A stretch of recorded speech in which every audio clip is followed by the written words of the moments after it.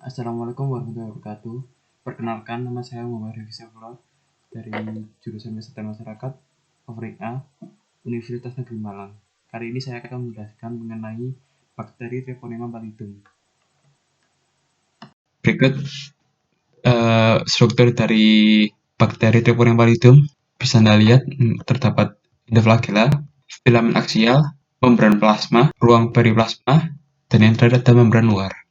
Yang pertama, itu ada endoflagella. Endoflagella adalah kumpulan benang yang muncul pada ujung sel di bawah selaput sel luar dan membentuk spiral di sekeliling sel. Berikutnya ada filamen aksial. Filamen aksial adalah unsur mikrotubula pada silia atau flagella. Lalu ada membran plasma.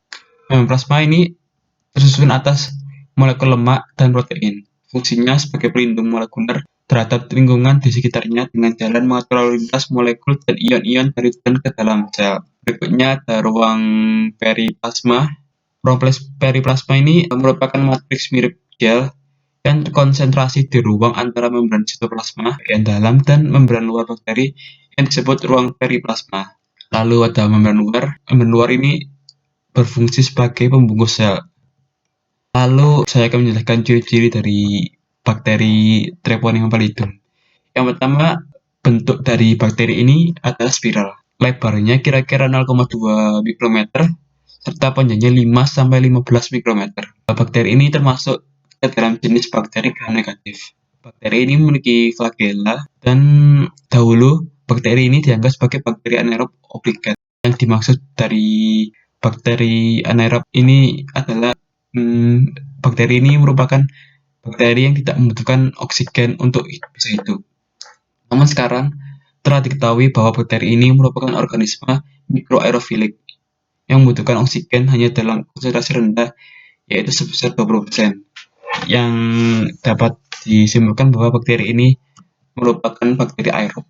Lalu bakteri ini dapat menyebabkan penyakit sifilis pada manusia. Tanda dan gejala sifilis bervariasi bergantung pada fase mana penyakit tersebut muncul. Fase-fasenya terdiri dari fase primer, sekunder, laten, serta tersier. Yang pertama ada fase primer. Pada fase ini gejalanya muncul antara 10 hingga 90 hari setelah terpapar bakteri penyebab sifilis. Awalnya, gejala yang muncul berupa luka kecil pada kulit yang tidak terasa sakit. Luka ini timbul pada lokasi bakteri masuk ke dalam tubuh. Biasanya lukanya ini ada di sekitar kelamin.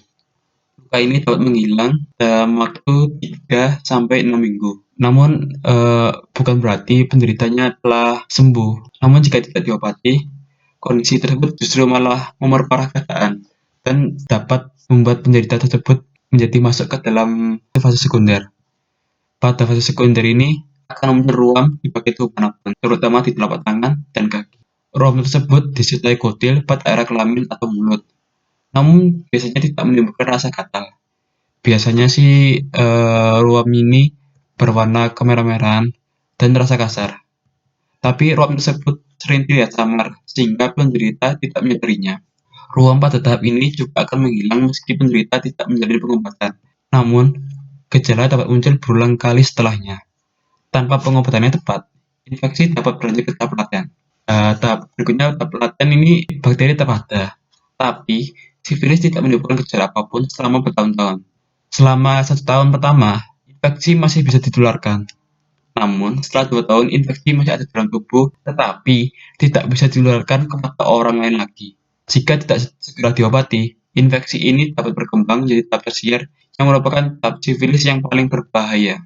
Tahap tersier ini dapat muncul antara 10 hingga 30 tahun setelah terjadinya infeksi pertama. Sifilis pada tahap tersier ditunjukkan dengan kerusakan organ permanen, sehingga bisa berakibat fatal bagi penderitanya. Pada tahap ini, sifilis bisa sangat berbahaya dan bahkan menyebabkan kematian. Sifilis tersier bisa berdampak pada mata, otak, jantung, pembuluh darah, hati, tulang, dan sendi-sendi. Akibatnya penderita bisa mengalami kebutaan, stroke, bahkan sampai penyakit jantung. Terima kasih, sekian penjelasan dari saya. Bila ada salah kata, mohon dimaafkan. Terima kasih. Wassalamualaikum warahmatullahi wabarakatuh.